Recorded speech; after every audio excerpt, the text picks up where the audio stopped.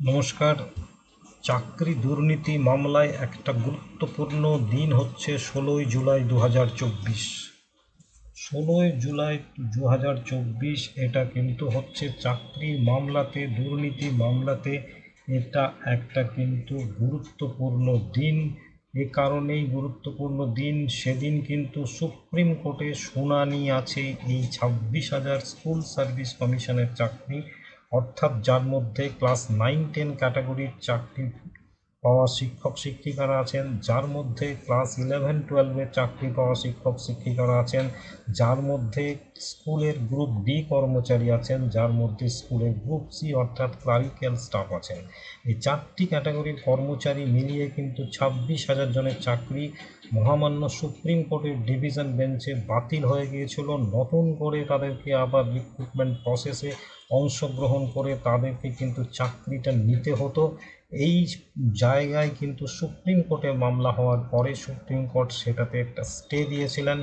Stay দেওয়ার পর 16ই জুলাই এটা কিন্তু পরবর্তী শুনানির দিন ধার্য করা হয়েছে, এবং এর মধ্যে কিন্তু স্কুল সার্ভিস কমিশনকে তাদেরকে যোগ্য এবং অযোগ্যদের লিস্ট জমা করতে হবে। কারা স্কুল সার্ভিস কমিশনের চোখে, অর্থাৎ চোখে নয়, তাদের আইনত ডকুমেন্টারি এভিডেন্স সহ জমা করতে হবে যে কারা যোগ্য প্রার্থী এই 26,000 জনের মধ্যে, কারা অযোগ্য প্রার্থী। অযোগ্যদের চাকরি অবশ্যই যাবে।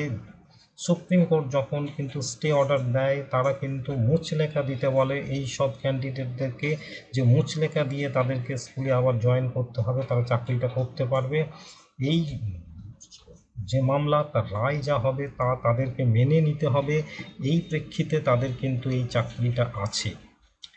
এখন কাদের চাকরি থাকবে, কাদের যাবে, আমরা মনে করছিলাম যে অযোগ্য যারা, তাদেরকে যদি স্কুল সার্ভিস কমিশন আলাদা করে দেয়, তাদের চাকরিটা শুধু চলে যাবে, অর্থাৎ যোগ্যদের চাকরিটা রিটেন থাকবে।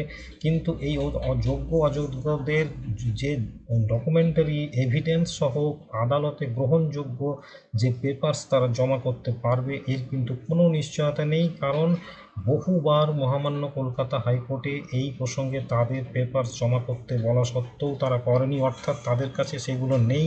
শান্তিপ্রসাদ সিনহা থেকে শুরু করে তারা যে স্কুল সার্ভিস কমিশনের তৎকালীন চেয়ারম্যান, এরা কিন্তু পার্থ চট্টোপাধ্যায় শিক্ষামন্ত্রী, এরা প্রত্যেকে ষড়যন্ত্র করে সেই সব ডকুমেন্টকে নষ্ট করে দিয়েছেন। তার ফলে কিন্তু এখন যারা যোগ্য প্রার্থী তাদেরও চাকরি চলে যাওয়ার কিন্তু চান্স থাকছেই। এবং সেক্ষেত্রে নতুন করে রিক্রুটমেন্ট প্রসেসে যদি তাদেরকে অংশগ্রহণ করে আবার আসতে হয়, তাহলে তাদের চাকরিটা থাকবে কি না তার কোনো নিশ্চয়তা নেই, কোনো নিশ্চয়তা নেই, কোনো নিশ্চয়তা নেই। কারণ নতুনভাবে যখন প্যানেল হবে, তাতে কিন্তু কে পাবে না পাবে তার কোনো গ্যারান্টি নেই। যারা চাকরি করছিল তাদের একটা অংশ চাকরি থেকে বেরিয়ে যেতেই পারে, এটা স্বাভাবিক ঘটনা।